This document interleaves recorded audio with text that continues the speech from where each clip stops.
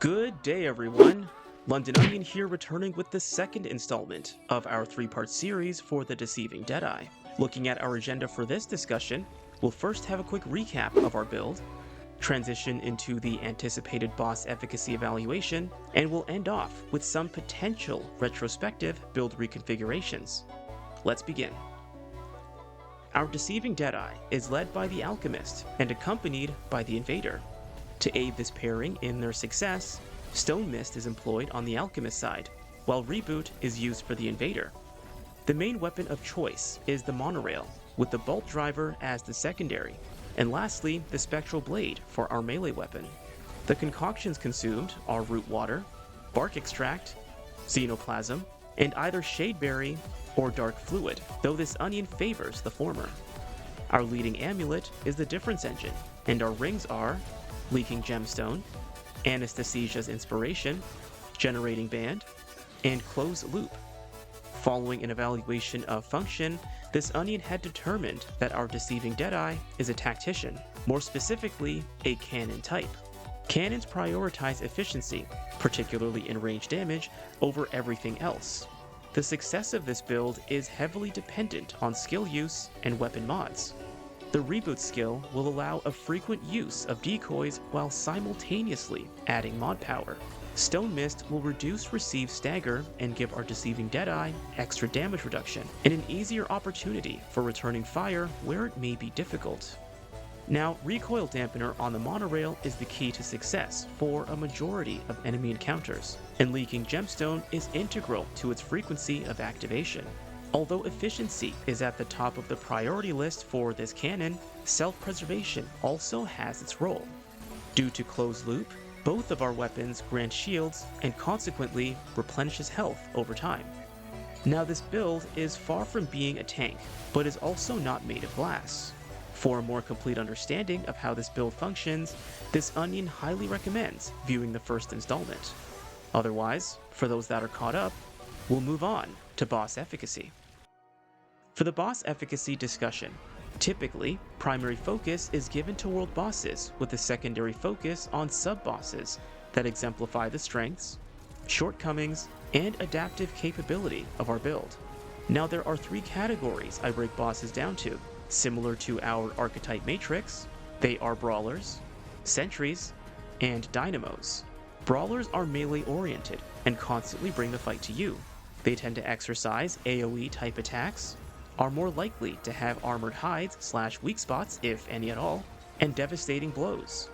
Sentries are extremely difficult to strike directly, while the bulk, if not all of their offense, is range-based.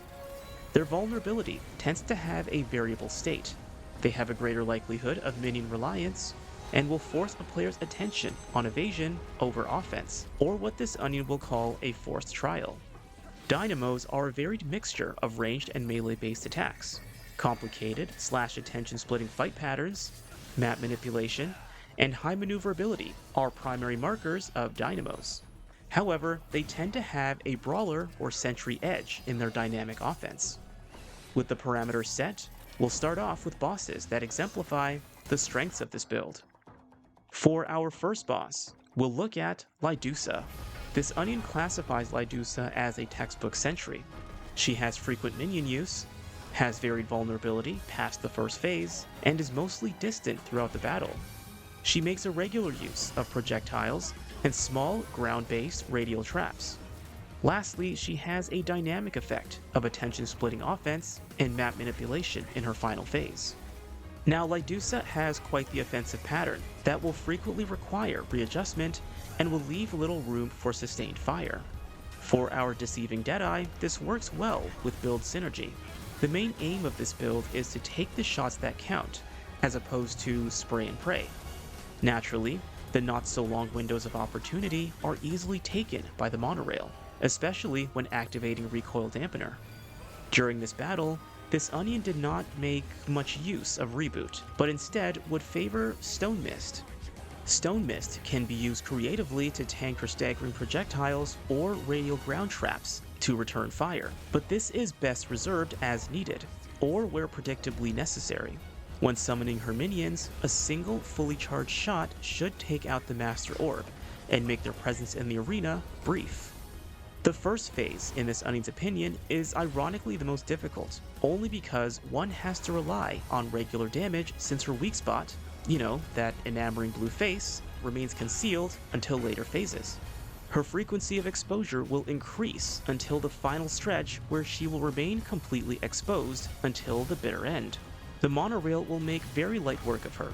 Now Lidusa exemplifies the strengths, but it is worth noting that outside of boss rush, one will always have a nerf to their damage reduction.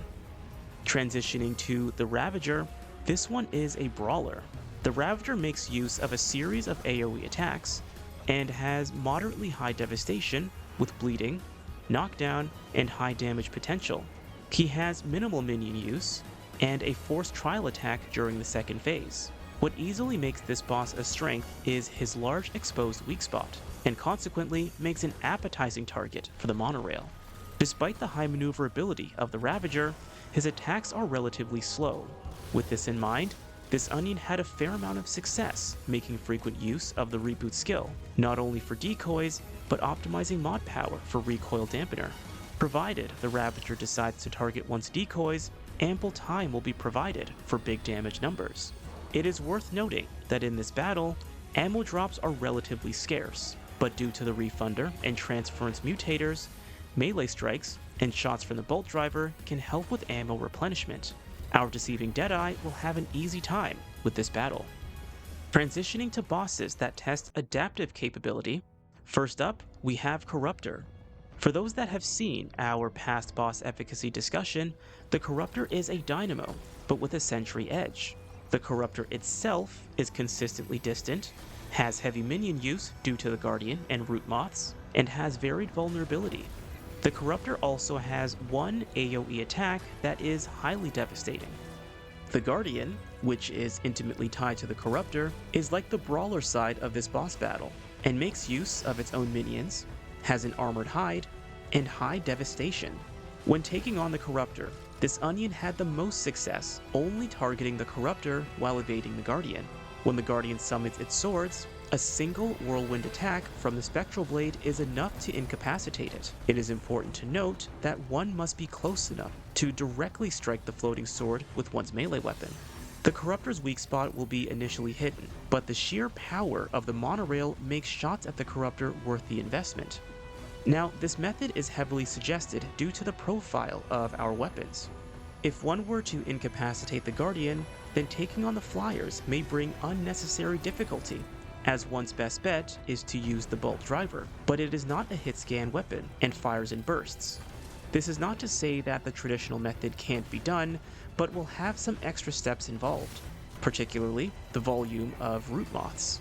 This will become exacerbated if one does not eliminate the Corruptor on the first revival. Even without a weak spot, our Deceiving Deadeye can still succeed.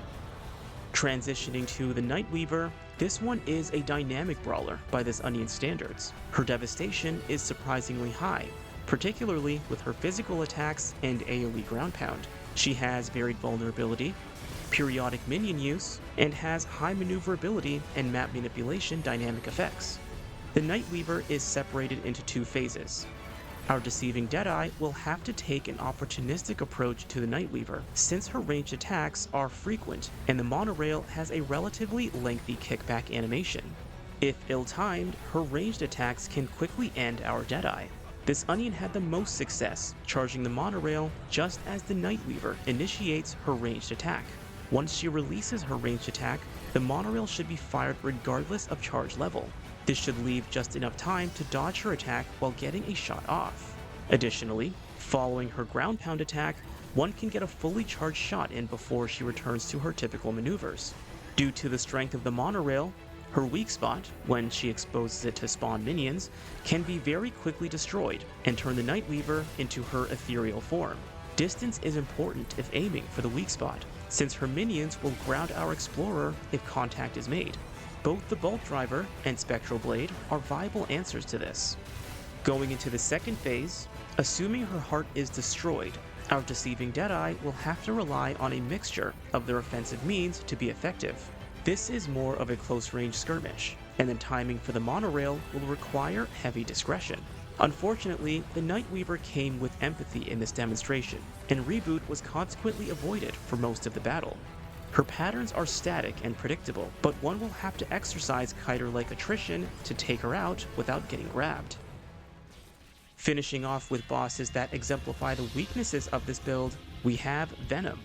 Venom is a dynamic brawler with far too many attacks for this onion to sift through, but his devastation is pretty high.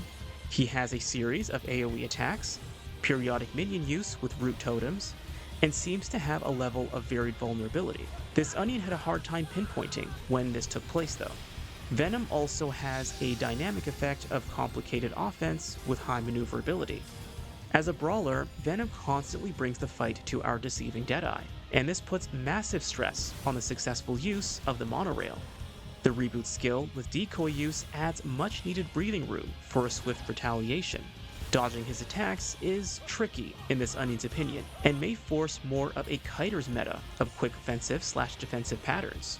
During this battle, if Venom has empathy as a mutator, then this onion would recommend prioritizing the bolt driver and opportunistically employing the monorail where there is sufficient distance. Due to his devastation, this onion was admittedly shy about using Stone Mist to aid with returned fire. At most, it may help to shrug off some damage, but unlikely to be effectively used as a means for countermeasures.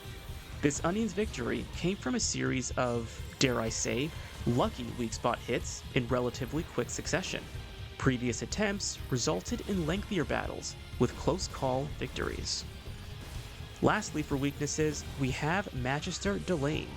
This one was a tricky one to designate, but this onion would designate him as a sentry. He has a moderately frequent use of minions, a periodically available weak spot, very high devastation, and a minor degree of AoE attacks. Magister Delane is for the most part slow and has a heavy reliance on ranged attacks. Initially, the main challenge of this battle is keeping tabs on the minions that spawn intermittently while trying to take advantage of Delane's periodic weak spot exposure. Past the first phase, however, it's his tongue that becomes the biggest threat and can end the battle in seconds if one is not careful. This particular attack acts as an insta-gib if ill-timed and can take place rather quickly. Where this onion has been caught was following a shot from the monorail. The stunning kickback leaves one vulnerable to his insta-gib, and this is simply an exploitable limitation of our build. Our Deceiving Deadeye values efficiency, but this efficiency cannot be performed without careful discretion. Now, not every sentry, brawler, and dynamo are the same. Generally, however, this build will have more difficulty against bosses that hit hard and are dynamic in their offense, specifically with insta-gib potential and high-pressure, nuanced fight patterns. This will now lead us into potential build amendments. Now, there is technically not much that can be done regarding insta-gib avoidance other than adequate understanding of enemy profiles. The only other avenue would be to reduce specialization on the monorail and add more balance to incentivize the use of other weapons. Looking at an adjacent dimension of reconfiguration, improving the level of accident forgiveness may also help against a foe like Venom. In our first installment, this onion had spoken about using the Shielded Heart as an alternative to the Ruined Heart. This would take away from our mod power generation, but would still offer a seamless damage and lifesteal buff from the Difference engine, and provide greater overall protection. To aid with the loss in mod power generation, this onion would trade the Chakra trait for Insight for a passive growth in mod power. Looking at our Bolt driver, trading the Refunder mutator for Sequence Shot and the Leaking Gemstone with Archer's Crest would make the Bolt driver quite fast and dangerous in its damage output. But this is all theory and lacks experimentation. Tune in next week for a comparative and culminating discussion on our Deceiving Deadeye. It's been Londononion, and I will see you guys next time.